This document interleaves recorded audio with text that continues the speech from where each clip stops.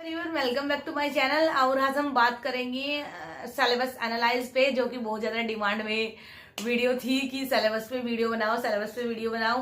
तो देखो, सिलेबस का प्रिंट आउट या सिलेबस आपको गूगल से भी मिल जाएगा, लेकिन मैं आपको समझाऊंगी कि सिलेबस में टॉपिक को एनालाइज कैसे करते हैं, कि किस टॉपिक से कौन से क्वेश्चन और किस टाइप के बनते हैं, और किस टॉपिक में कितना अंदर तक उसकी अंडरस्टैंडिंग होती है। डीपली जाके आपको सिलेबस को समझाऊंगी, लेकिन मैं आपको एक ही वीडियो में चारों टॉपिक या फुल्ली सिलेबस यूपीएससी का प्री मेंस एंड इंटरव्यू नहीं समझा पाऊंगी, क्योंकि वीडियो काफी लंबा हो जाएगा, 2 घंटे का हो जाएगा, क्योंकि हमें ओनली रीडिंग नहीं करनी है, डिस्क्राइब करना है।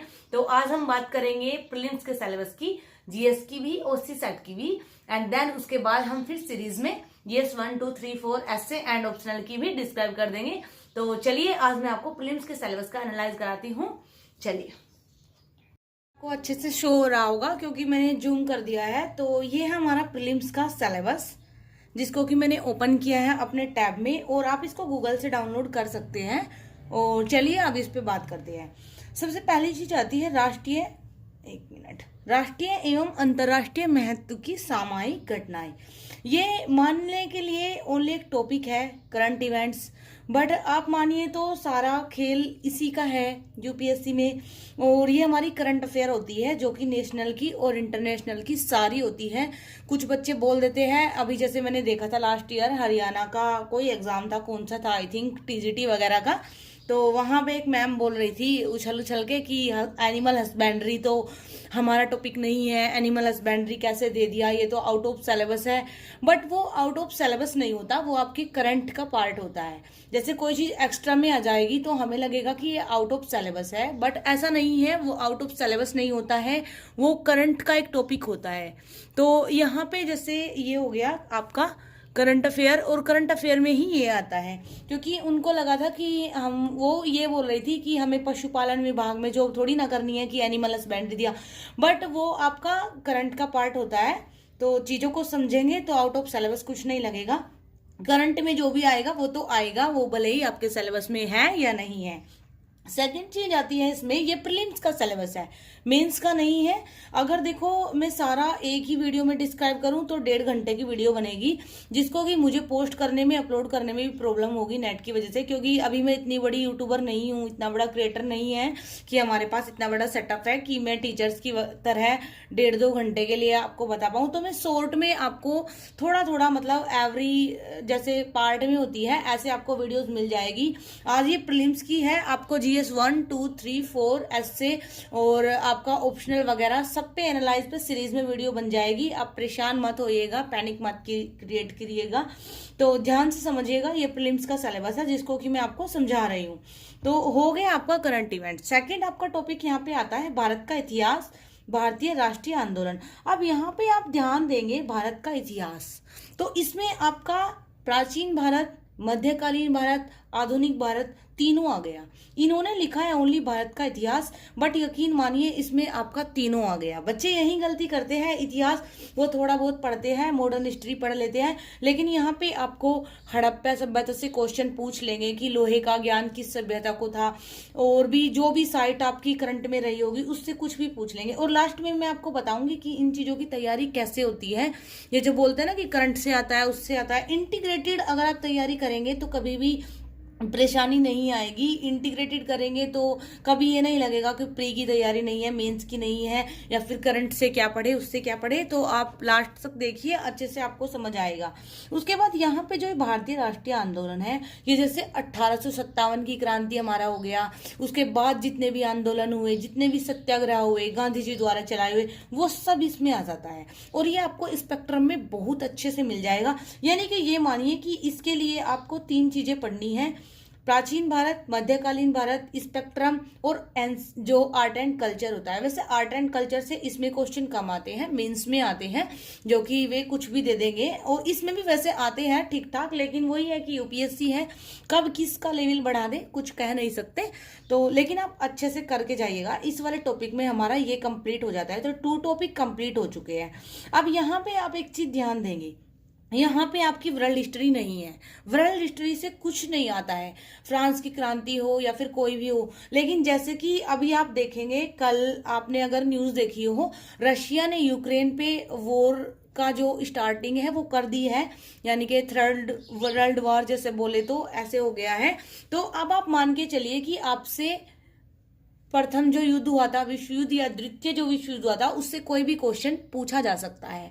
अब बच्चे फिर वहां पे बोलेंगे कि आउट ऑफ सिलेबस है, वर्ल्ड हिस्ट्री का तो कोई मतलब ही नहीं था, जबकि वो वर्ल्ड हिस्ट्री का नहीं है, करंट में वो टॉपिक चला हुआ है। कल बहुत ज्यादा मुद्दा बना हुआ था, एवरी न्यूज चैनल पे यूक्रेन और रशिया को दिखा रहे थे। जिन बच्चों ने नहीं देखा वो एक बार क्लिक करेंगे रशिया न्यूज, यूक्रेन न्यूज, तो उनको दिख जाएगा। तो वो करंट का मुद्दा हो गया ना कि वर्ल्ड हिस्ट्री का, उससे पूछा जा सकता है। तो अब मान के चलिए कि थर्ड वाली ये शुरू हो रही है, तो आपको फर्स्ट एंड सेकंड दोनों को अच्छे से तैयार कर लेना है, ऐसे होता है। सेकंड थर्ड चीज आप आएंगे भारत एवं विश्व का भूगोल।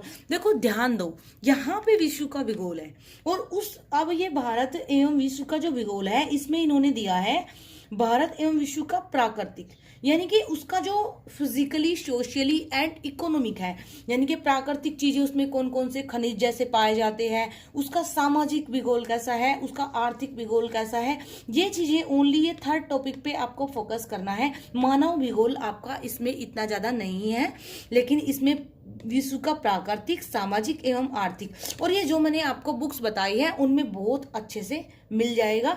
जिनके पास बुक नहीं है वो बुक वाली सीरीज देखे और उससे जाके बुक ले ले।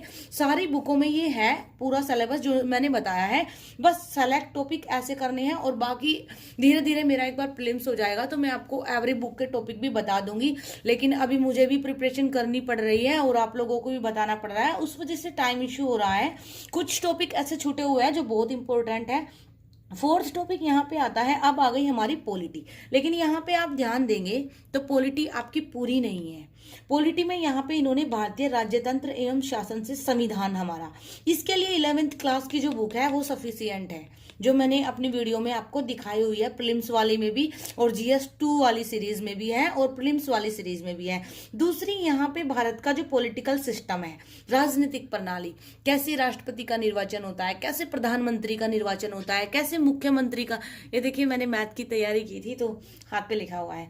तो जितना भी आपने ये किया है कि आपका मुख्यमंत्री के निर्वाचन, विधायक, MLA, MP सब यहाँ पे आपका आ गया, तो इसके ये आपको पॉलिटी की बुक में अच्छे से मिल जाएगा।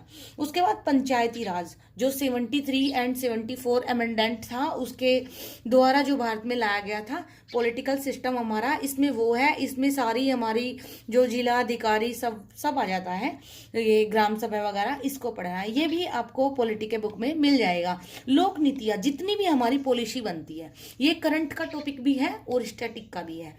अधिकार संबंधित मुद्दे, जितने भी हमारे पॉलिटिकल इश्यूज है या फिर जितने भी हमारे मौलिक अधिकार है और नीति निर्देशक तत्व है और मौलिक कर्तव्य है, वे सारे आपके इस टॉपिक में आ जाते हैं। यानी कि मान लीजिए कि इसके लिए तो आपको पूरी पॉलिटी की एम लक्ष्मीकांत पढ़नी ही होगी, कुछ भी आप स्किप नहीं कर सकते, क्योंकि करंट में जो चल रहा होता है वो भी आता है और इसमें जो छूट गया वो करंट में आ जाएगा, क्योंकि कुछ ना कुछ चला ही रहता है। तो इसके लिए तो आप 11th क्लास की जो बुक मैंने दिखाई थी और जो पॉलिटी की बुक है एम लक्ष्मीकांत की, उसको पूरा अच्छे से करके जाइएगा। अब आती है आर्थिक एवं सामाजिक विकास। यहाँ पे आप देखेंगे आपको पूरी इकोनॉमिक्स की बुक करने की कोई भी आवश्यकता नहीं है। बच्चे क्या करते हैं, रमेश सिंह मान लो या कोई भी बुक मान लो, पूरी उसको पढ़ेंगे तो बहुत टाइम कंज्यूम हो जाता है। तो यहाँ पे आप थोड़ा सा अगर सिलेबस पे ध्यान देंगे तो विकास, जितना भी इकोनॉमिक एंड सोशली डेवलपमेंट होता है हमारे भारत में, जैसे कि स्कीम्स बनाई जाती है, जैसे मान लो अभी संपदा योजना आई थी जिसको कि बढ़ाया गया है, जैसे हमारी और जितनी भी सारी हमारी स्कीम है, जनधन योजना है, सुकन्या वाली है, या फिर जितनी भी हमारे किसानों के लिए चलाई जाती है, यहाँ पे आपका economic and socially development, economic development के लिए कौन कौन सी स्कीम है और सोशली के लिए वो सारी आ जाएगी। फिर आएगी हमारी पॉवर्टी। अब इससे गरीबी जैसे हो गया तो इससे रिलेटेड जो भी इंडेक्स आई है, गरीबी का रेशियो भारत में क्या है, गरीबी को नापने के यंत्र कौन से है, ये सारा आपको इकोनॉमी की जो 11th 12th की बुक जो मैंने बताई थी उसमें मिल जाएगा।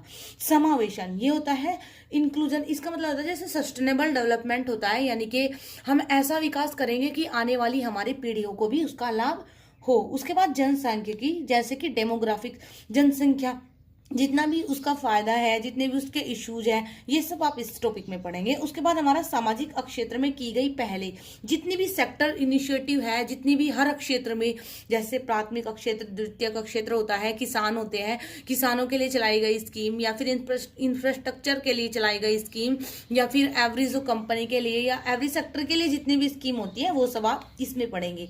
उसके बाद आता है पर्यावरण, और पर्यावरण वाले टॉपिक में आपको करनी होती है जैव विविधता, जलवायु परिवर्तन संबंधित मुद्दे, जिनके लिए आपको विषयगत विशेषज्ञता आवश्यक नहीं है। देखो यूपीएससी ने खुद लिखा, इस लाइन पे फोकस करो, जिनके लिए विशेषज्ञता आवश्यक नहीं है। यानी कि ये नहीं है कि आपको विशेषज्ञ बनना है किसी भी सब्जेक्ट का, आपको ओनली जनरल नॉलेज होनी चाहिए एवरी टॉपिक की। ये नहीं है कि आपको यहाँ पे अर्थशास्त्री बन जाना है, यहाँ पे राजनीतिज्ञ बन जाना है, यहाँ पे आप इतिहासकार बन गए, ऐसा नहीं होना है। यहाँ पे आप न्यूज रिपोर्टर बन गए, ऐसा नहीं करना है। आपको अपना स्टूडेंट बन के प्रिपरेशन करनी है। इतना कि प्रीवियस ईयर के क्वेश्चन पेपर आप लगाएंगे, देखेंगे तो आपको समझ आ जाएगा कि कौन से क्वेश्चन इन टॉपिकों से ज्यादा पूछे जाते हैं। एवरेज निकालेंगे, या फिर मैं किसी दिन एनालाइज करा दूंगी इस चीज का भी कि किस किस टॉपिक से यूपीएससी कैसे क्वेश्चन एनालाइज करके ये पता चल जाएगा कि किस किस टॉपिक से ज्यादा क्वेश्चन पूछे जाए। जैसे कि ये वाला जो टॉपिक है ना, पंचायती राज, इससे बहुत बार क्वेश्चन पूछा जाता है। मैंने नोट किया है, अगर 10 या 20 ईयर के एग्जाम देखिए है तो ऑलमोस्ट कोई ही साल छूटा होगा कि इससे क्वेश्चन नहीं पूछा गया हो, नहीं तो पूछा जाता है। अब बात आती है पेपर, अब यहाँ पे सामान्य विज्ञान, जनरल साइंस, ये आपकी साइंस है जो कि जनरल सी साइंस है। ये हमारे रसायन विज्ञान, फिजिक्स, केमिस्ट्री वगैरह, तो जिन बच्चों का बैकग्राउंड साइंस है उनको आई थिंक इतना ज़्यादा पढ़ने की जरूरत नहीं, लेकिन जिन बच्चों का आर्ट बैकग्राउंड है वो इसके लिए लुसेंट की जनरल साइंस की बुक पढ़ सकते हैं, या फिर एनसीईआरटी में से ही इसको कवर कर सकते हैं।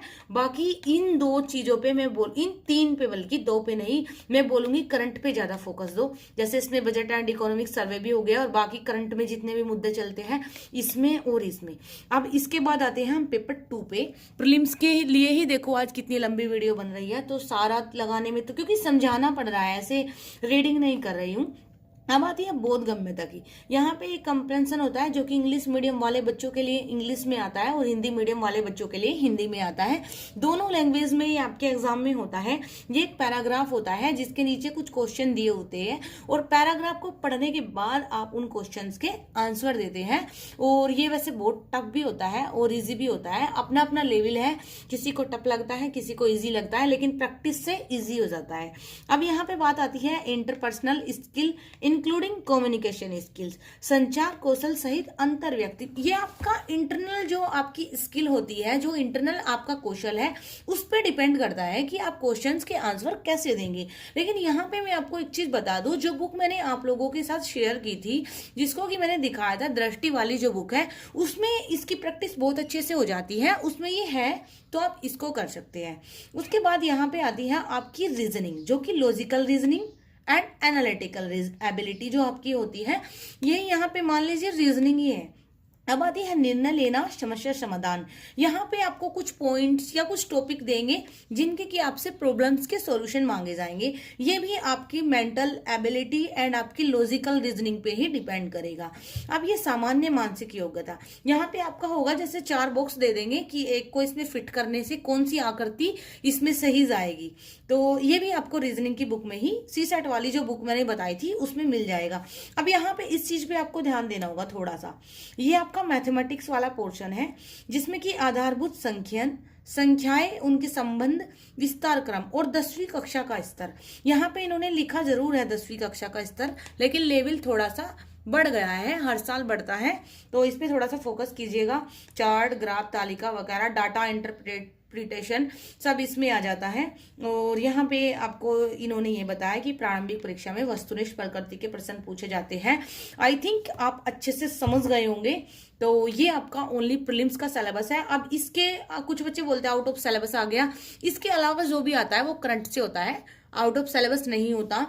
अब मान लीजिए कि यहाँ इन्होंने उच्चतम न्यायालय नहीं लिखा है, तो आप इसका मतलब ये थोड़ी ना है कि आप उच्चतम न्यायालय को पढ़ के नहीं जाएंगे। अरे करंट में वो कितना चला रहता है। अभी जो हिजाब विवाद हुआ था, तो हिजाब मुद्दे पे भी कर्नाटक का जो हाई कोर्ट है, जो सुप्रीम कोर्ट है, तो उन सब के बीच विवाद चल रहा था। तो मानिए कि उससे क्वेश्चन बनने की आपकी कोई ना कोई गुंजाइश रहेगी कि हमारे जो उच्च न्यायालय है वो रिट कैसे जारी कर सकते हैं, ऐसे कोई भी क्वेश्चन आ जाएंगे।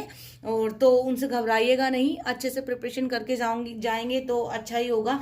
और एग्जाम जस्ट एग्जाम मान के तैयारी कीजिए, तो कभी भी आप डिमोटिवेट भी नहीं होंगे और बर्डन भी फील नहीं होगा। This is only exam. तो ज़्यादा पैनिक क्रिएट मत करना अपने माइंड में, अच्छे से पढ़ते जाइए, चीज़ों को सीखते जाइए। और ये चीज़ मैं बोलूँगी, आप यूपीएससी की एग्ज़ाम के लिए नहीं, सीखने के लिए भी करते हैं तो बेनिफिट मिलता है। तो अब ये आपका सिलेबस है, और इसका वैसे तो मैं बोलूँगी गूगल पे मिल जाएगा, बट आप लोगों को इसका भी प्रिंट आउट वगैरह कुछ चाहिए तो मैं आपको इसको कम्युनिटी टैब पे डाल दूंगी, पोस्ट कर दूंगी, वहां से आप लोग निकलवा लीजिएगा। ये प्रीलिम्स का सिलेबस है। और अब हम बात करेंगे वीडियो पे GS1 वाला जो मेंस का एनालाइज है उस पे, और आपको वो वाली वीडियो मिलेगी। तो अभी के लिए आप इसकी तैयारी करिए। And now thanks for watching, thanks for listening, keep supporting, keep loving, and please please please share कीजिए ज्यादा से ज्यादा वीडियो को। एंड ये हमारे कान्हा जी हैं। And now bye.